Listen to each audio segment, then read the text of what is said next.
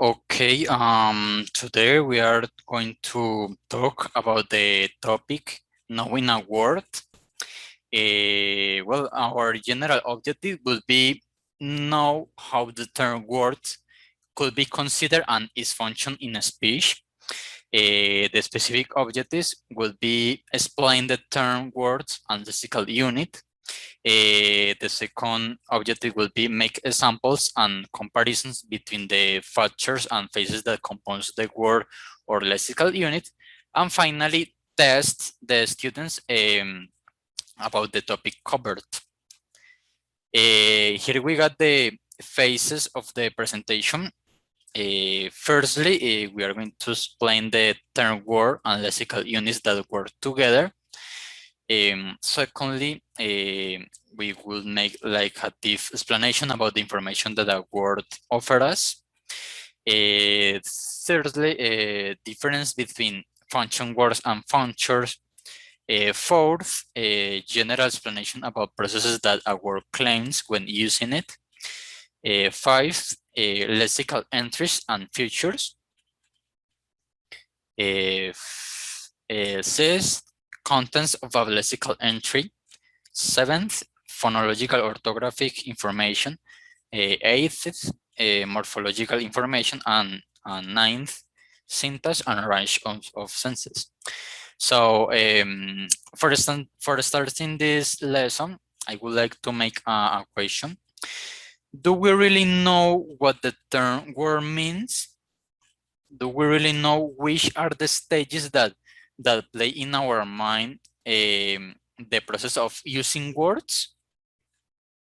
So in this class, we are going to see what the term word is and how is it used, okay?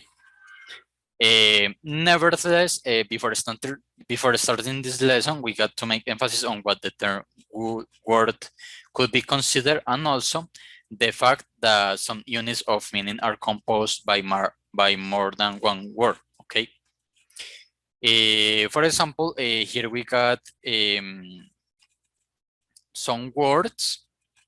If for example, I pronounce each of them, you would create in your mind an image, for example, of a table.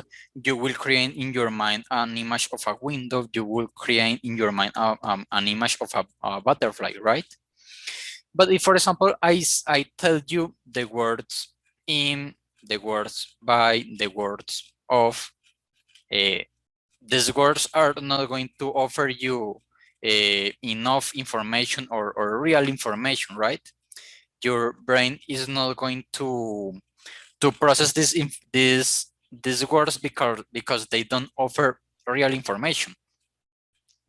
But what I wanted to make emphasis on was on the fact that, for example, these function words are words that don't offer information at all, but they could contribute in a syntactic structure. When they are put together with another word or another lexical item, they will offer information. For example, in the case of in front of, right?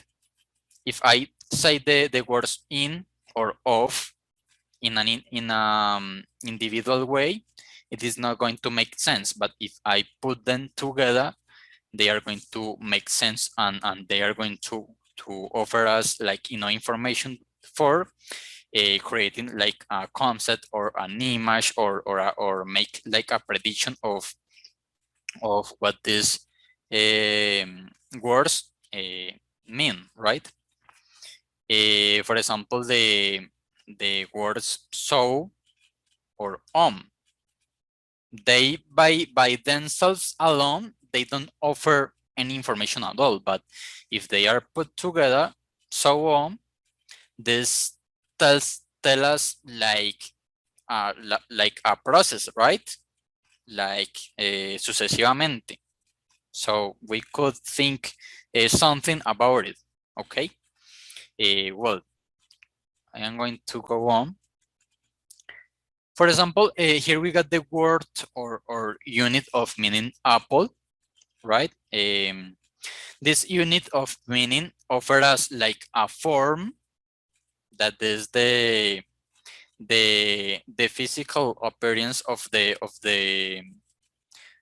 fruit, and also it is the sign, and it also the word apple also offers us like the meaning that will be the mental concept or image that you create in your mind of an apple, right? So here we got the signifier that will be the first process. That is when you read or you listen to the word apple. Subsequently, you will create like the mental concept, that is the concept that you got of this word, that would be like the apple or the fruit, right? And finally, there will be like the sign. Okay, you will create in your mind the sign or the image of the apple.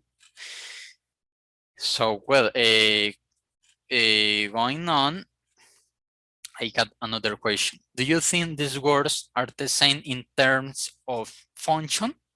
These words that I got here, for example, it is fall, it is indeed, it is however, and it is stable. Do you think that they all offer us information, or they all offer us yes, like enough information to create in our mind like a concept, or for example, they offer us the way that we can predict something. We can see that, for example, the word table and the word fall can offer us information. For example, the fall will be like a verb, and table will be like a noun, right?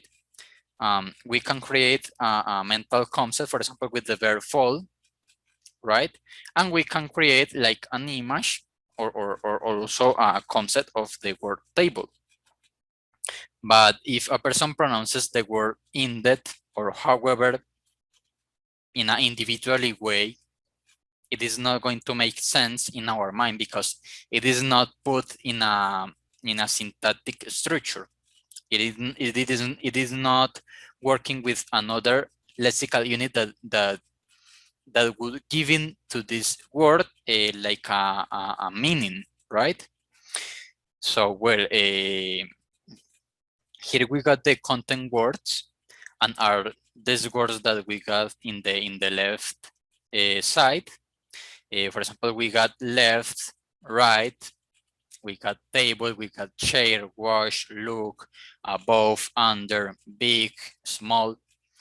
For example, here we got what is known as content words. Content words are known as words that offer like information that you could, for example, look up in a dictionary. And here we got the function words or functors, that are words that they don't offer information at all, but as I was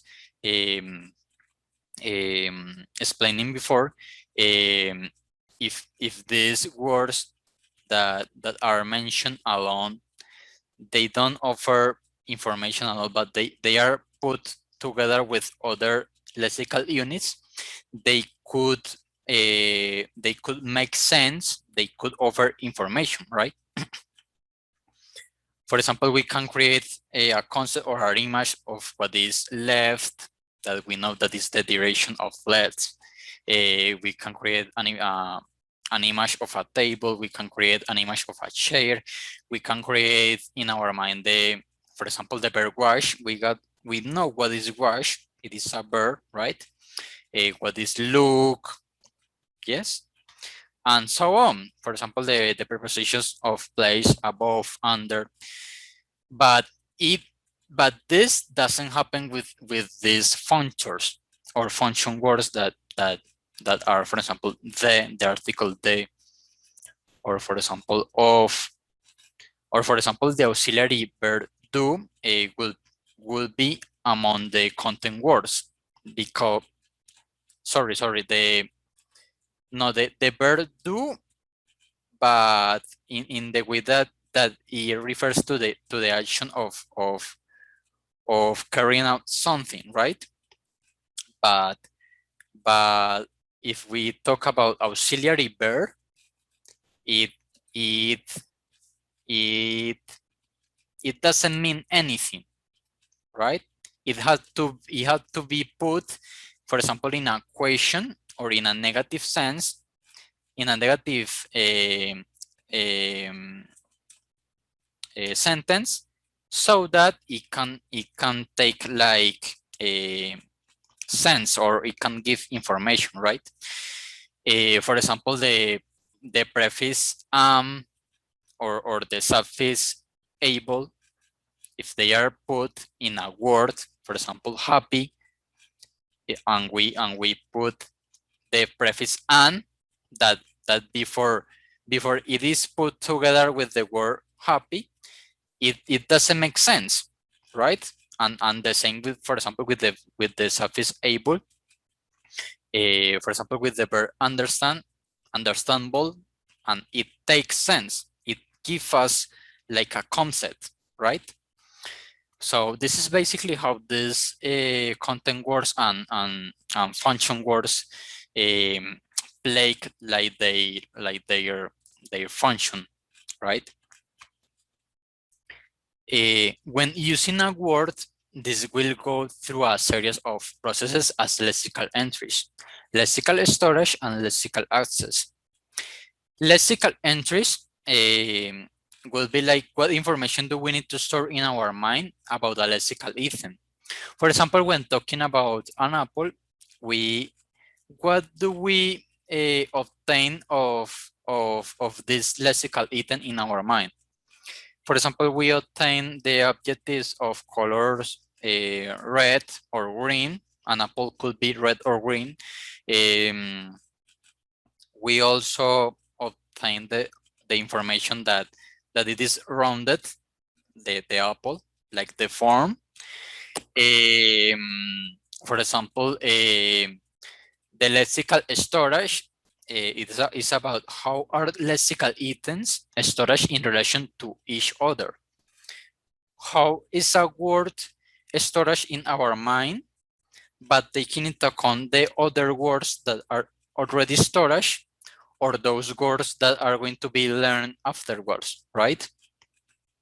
For example, when talking about the word apple, we got, for example, the word, for example, health, because we relate the fruit apple with health, because we know that this is a healthy fruit, or it is among the diet, right?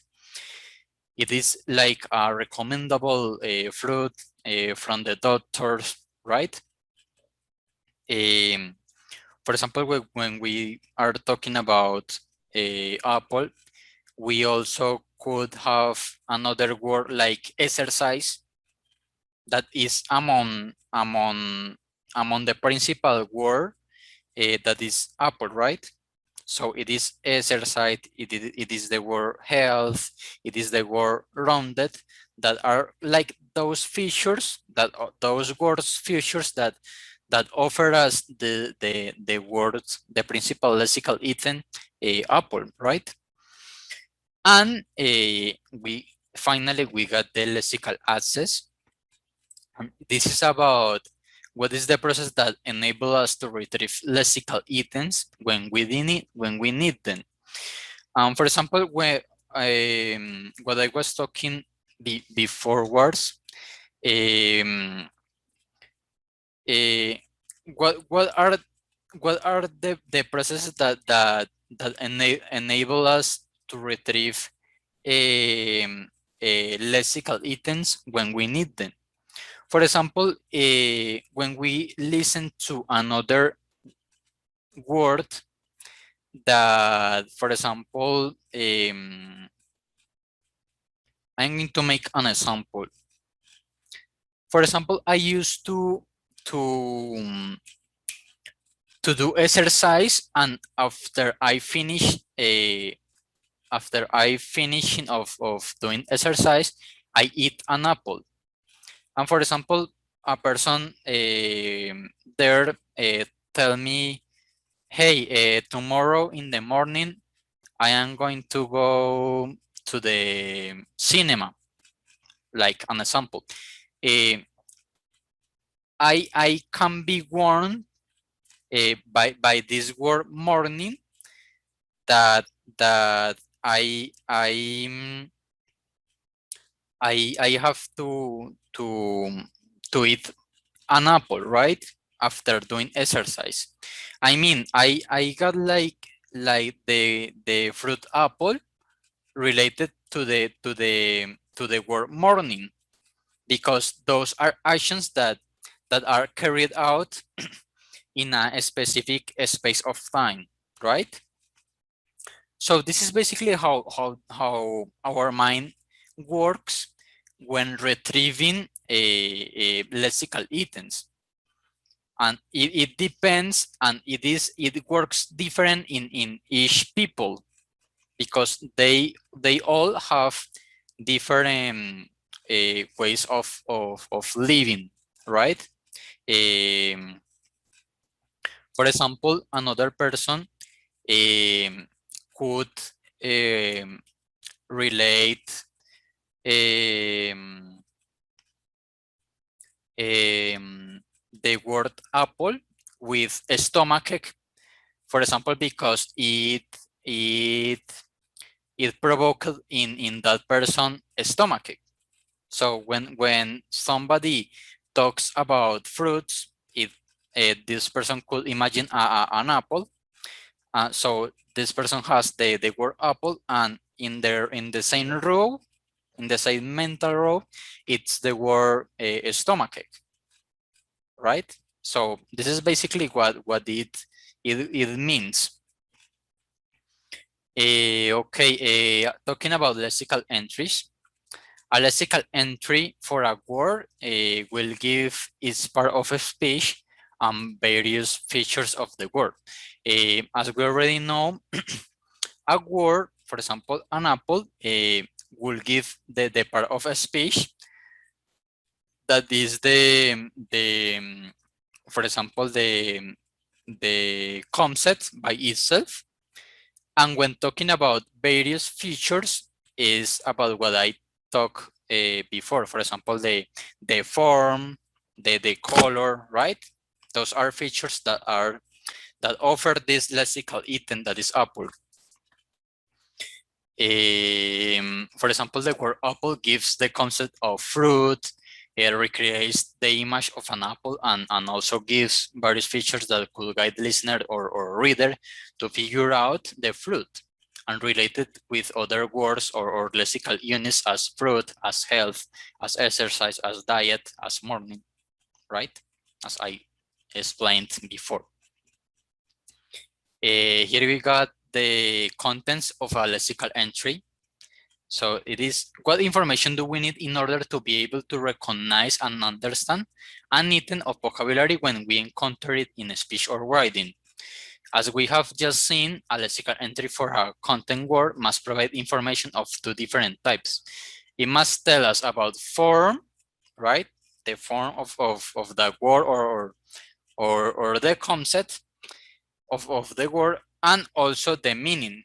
What does it mean? What is the concept of that word? So here we got like a chart that explains us basically what it means. The word has to offer a morphology that is like the derivations that a word has. The word has to contain the phonology, that is how the word is pronounced, how the letters are pronounced, right? The syntax, that is the function that the word complies in a sentence, right? And finally, the meaning, that is the concept that this word offers or creates in our mind.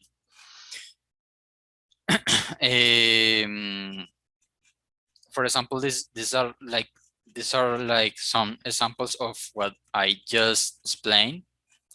For example, taking into account morphology, well, it will be like the singular word or the singular and and and masculine word. For example, gato, but this example will be in Spanish. For example, gata, that will be like the female gender. For example, gatos, that would be like the plural form of this animal. Gatas, that would be the plural form of this animal, but in a female way, and so on. Phonology, that would be like the way in which we pronounce the word gato or cat. The syntax, that will be like how we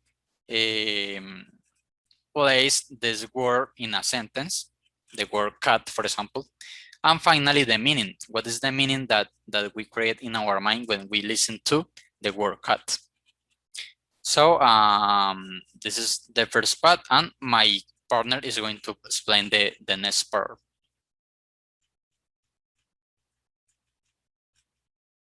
Well, guys, according to my partner says, I'm going to show you uh, a video about the subject that my partner explained. Then I'm going to talk about the morphological, orthographic information, and many things, right?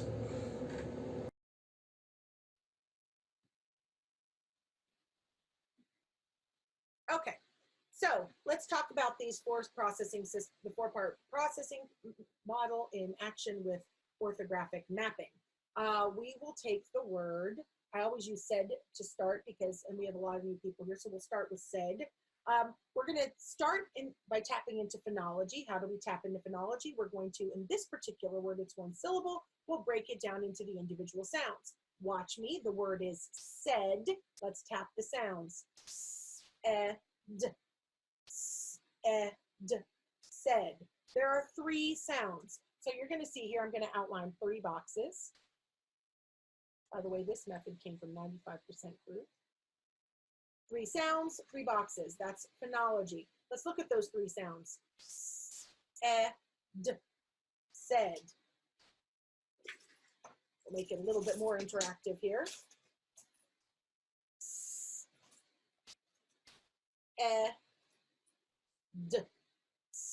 Ed, said. So I might tell my students, point to the first sound, tell me what it is, and what letter gives us that sound. Now I'm going to tap into orthography, phonology, orthography, go back and forth. What letter gives us that sound? The letter S. What's the last sound you hear in said? I'm going to punch it. Said. D.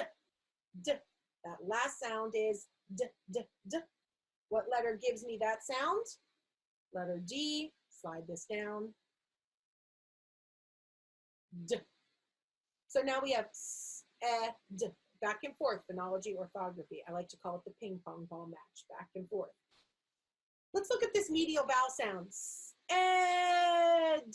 The medial vowel sound at the top of the roller coaster was And my kids who've maybe gone through really great reading or foundations or SIPs or Spire or the phonics program in CKLA, whatever one you're using, might say, oh, that's E-edge F, because it's the sound. And I'll say, great job using your sounds, but that's a word I need to know by heart. Word I need to know by heart. And again, I'm using orthographic mapping here because this word is not spelled, it's not spelled with an E as we think it should be. This sound is spelled A-I. A-I. So, ed. I'm going to ask you to pick up your wand, and we're going to say said. Now, I've only tapped into now phonology and orthography. I've got to go up into meaning and context. So I might say for this particular word, said is the past tense of say, in that I say it today. In other words, I talked and I say it, and I said it yesterday. So there's my meaning and context back and forth. Some of my high frequency words is a little more challenging to get meaning because they don't really have a specific meaning. So for example, if I was teaching what, that one will be a little bit more challenging in order to give a meaning. But I could still tap into all of these processing systems when even working with the heart word what. I might have them start by tapping the sounds. What. And you'll notice I am pronouncing the first sound as it should be, even though we don't typically say it that way. I'm doing that to help them make that connection to phonology to anchor both the orthography and the meaning. Phonology is an anchor. It anchors to meaning, it anchors to orthography, and it's really helpful for my kids. So for what, I've got 3 sounds. I'm going to outline 3 boxes. First sound in what is, which my kids might say, oh, but I usually just say what. And you could say, you're right, you probably do. Most of us do. But technically the pronunciation is what. It's an unvoiced sound. I'm really tapping into phonology here with that explanation. And that sound is spelled W-H. And you're right, not everyone says, but that's originally how the word was pronounced. Now we tend to just say w, and that's okay, but that's how the word was originally pronounced, so that's how we spell it. Okay, the last sound, what, I punch it, I'm gonna get the letter, or the sound, letter T. When I roller coaster, now I've got top of the roller coaster, I've got and my kids might say you up, I'll say, good job using your sounds, but this is a word I need to know by heart, because the sound is made with A. What letter makes the sound in this word? A. So, I forgot to put my chips down. What? So yes, Anna said, really great readings. Heart Word Magic videos are excellent for this. And now that your kids are not in school, you can assign them to watch some of these videos. Typically what I tell teachers is use the Heart Word Magic videos to build your capacity, and then go ahead and teach words that way yourself.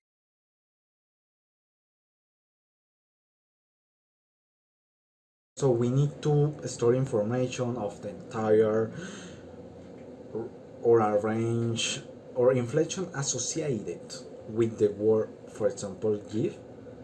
We will need give, we can see give, and the past is gave. With the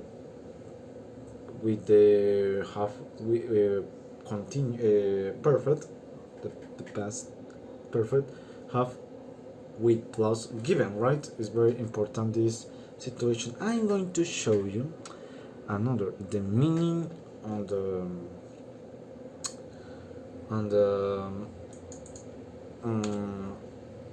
this test. The meaning compound of a lexical entry is sometimes referred to as a lemma, right? It's a lemma, meaning or is it possible to say syntax, right?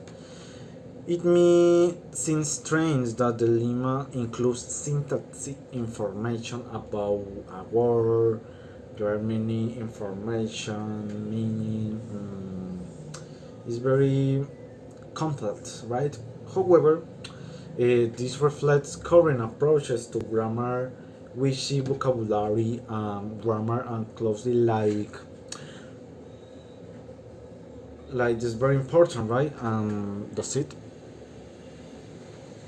So we need to store information of the entire or arrange or inflation associated with the word, for example, give. We will need give, we can see give, and the past is gave. With the have continue perfect, the past perfect, have with plus given, right? It's very important, this situation. I'm going to show you another, the meaning on the on this test. The meaning compound of a lexical entry is sometimes referred to as a lemma, right? It's a lemma, meaning or is it possible to say syntax, right? It may seem strange that the lemma includes syntactic information about a word. There are many information, meaning it's very complex, right? However, this reflects current approaches to grammar, which see vocabulary grammar and closely like this very important, right? That's it.